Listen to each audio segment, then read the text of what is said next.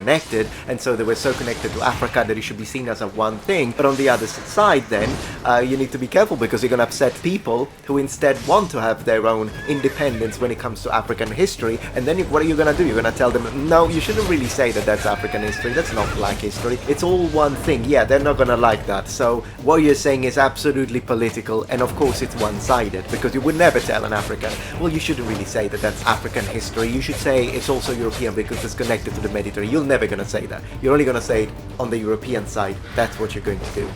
In the movie, there's this idea of the astral plane, which is that you can communicate with your ancestors. And, ancestor worship is an enormous part of both Greek and Roman culture. The old had very high status in ancient societies because they were the font of knowledge. The Romans actually would take death masks of their ancestors, clay versions of them, and then at certain festivals they would wear the masks of their ancestors and they would parade through the streets in them. That doesn't make it an African thing. It just makes it something common, in fact, that could unite us, in the sense that, oh look, so African people had a cult for their ancestors, so did the Romans, so did the Greeks, so did the freaking Japanese, that it's all African mythology or African thought.